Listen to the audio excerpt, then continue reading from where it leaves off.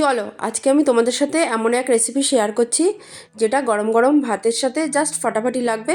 আর এটা থাকলে কিন্তু মাছ মাংস খেতে একদমই ইচ্ছা করবে না। চলো স্কিপ না করে পুরো ভিডিওটা দেখে নাও। আর স্কিপ করে দেখলে কিন্তু কিছুই বুঝতে পারবে না কি করছি। দেখো এখানে আমি পেঁয়াজগুলোকে গোল গোল করে কেটে নিয়েছি।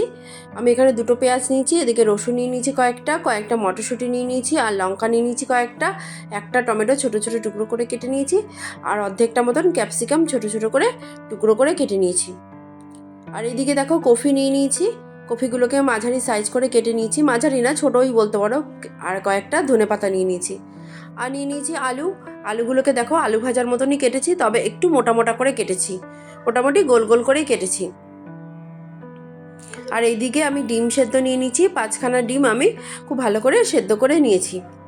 এইদিকে একটা মিক্সিং জার নিয়ে নিলাম, মিক্সিং জারের মধ্যে আমি 1.5 চামচ মতন কালো সর্ষে আর 1.5 চামচ নিয়ে নিলাম সাদা সর্ষে, আর নিয়ে নেব 1/2 চামচ পোস্ত।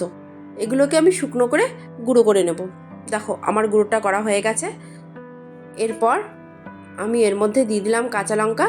যে লঙ্কাগুলো দেখেছিলাম ওর মধ্যে থেকে 4টে কাঁচা লঙ্কা নিয়েছি, ঝালটা তোমরা বুঝে দেবে। আর নিয়ে নিলাম 1/2 চামচ চিনি আর সামান্য একটু নুন, আর দিয়ে দেব জল। সামান্য একটু জল দিয়ে খুব ভালো করে মিহি করে পেস্ট করে নেব।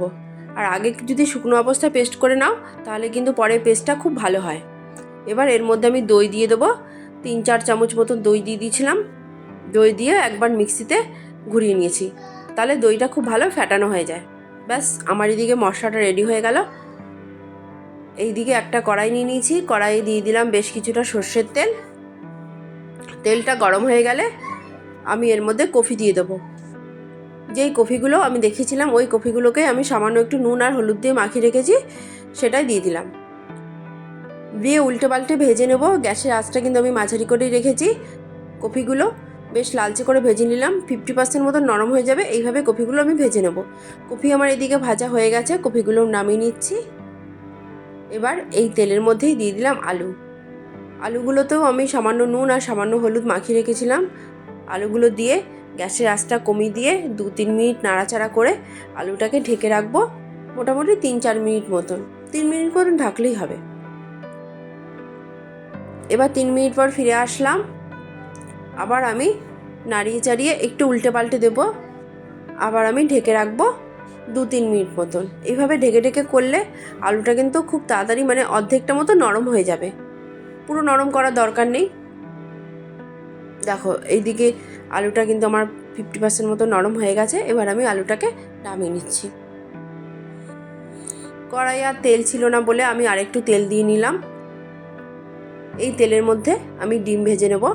দেখো ডিমগুলোকে আমি 3টে করে 3বার করে চিড়ে নিয়েছি, আর নুন আর হলুদ সামান্য করে মাখিয়ে রেখেছি। ডিমগুলোকে আমি ভেজে নেব, খুব বেশি কড়া করে ভাজবো না, হালকা করেই ভেজে নেব। ডিম আমার এদিকে ভাজা হয়ে গেল, আমি ডিমটা নামিয়ে নিলাম। এইদিকে আমার এই পর্বের কাজ শেষ। এবার দেখো একটা টিফিন বাটি নিয়ে নিয়েছি।